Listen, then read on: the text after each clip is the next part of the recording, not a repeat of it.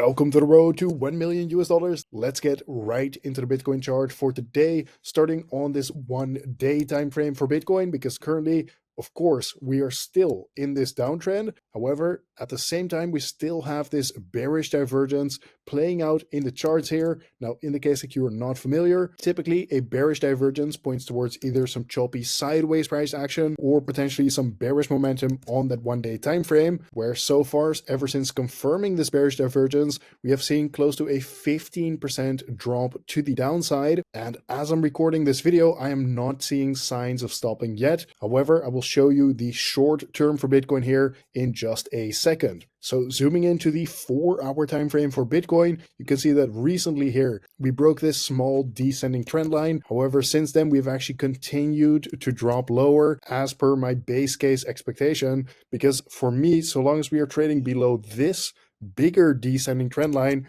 the trend is simply still bearish, and I'd see no point in looking for much higher price action until at the very least we've actually broken this big descending trend line first. Although I do think that potentially we are forming some kind of low sometime soon, and then resuming to the upside from there, potentially even making new all-time highs for Bitcoin. So I am on the lookout for that. I'm not now flipping into some kind of perma bear that thinks it is impossible for Bitcoin to go higher from this point. But at the same time, I am just a technical trader. So I'm just looking at what is in front of me here. And I've actually been warning about Bitcoin going down ever since 107K in the Bitcoin price. Now, at the time, people weren't taking this too seriously, but I think now at this point, people are starting to realize that yes, Bitcoin can actually go lower from this point here. So what am I really expecting here in the short term?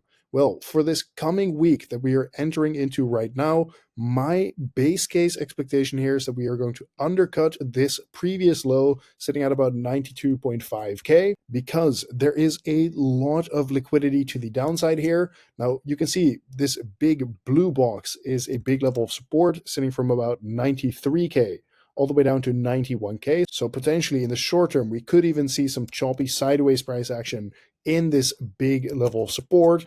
However, if we were to lose 91K as a level of support, very likely at that point we are coming down into this next big level of support below that, because again, there is a massive amount of liquidity sitting in this blue box. And this is exactly what I am talking about here. For example, at 92.1K, we have $15 billion worth of long positions that will get liquidated if the Bitcoin price reaches this level. And besides that, we have over $18 billion worth of liquidity sitting at 90,000 US dollars. Okay, so here you can see that 92K level. I think it is very likely we are going to take out that liquidity there. And then 90K is right here in the charts. So again, to me, it doesn't seem crazy to just undercut these lows, take out that liquidity, maybe find some kind of low in that area, and then bounce from there. Because if we take a look at the Bitcoin liquidation heat map once again, yes, there is liquidity as low as about 86K.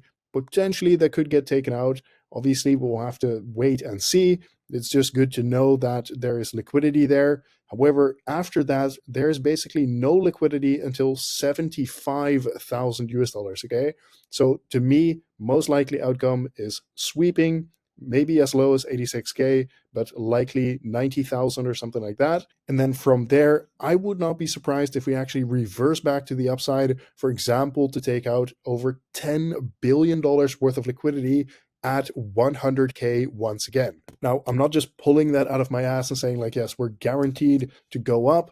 Of course, I will be looking for some kind of technical confirmation that we are actually reversing back to the upside once again. For example, maybe we go down here, and then from there, we actually get some kind of bullish divergence, for example. If we then see that bounce, we break this critical level of resistance, then we can say, yes, we're going to be looking for higher price action for Bitcoin after that. So of course, it doesn't have to play out like that, but that is something that I'm looking out for in this coming week here. Now, before I move on, if you want to learn more about the basics, the fundamentals of technical analysis, and maybe you even want to learn a little bit about leverage trading crypto, then I highly recommend you come check out my free trading course. You can watch this on rt1m.com. This is over an hour of educational content about technical analysis. So again, if that is something you're interested in, feel free to go check it out. Lastly, let's take a quick look at the Bitcoin ETF flow tables. For today, unfortunately, I have no new data because it was a weekend yesterday, right? So lately, the Bitcoin ETFs have been a little bit choppy with the data because of Christmas and then,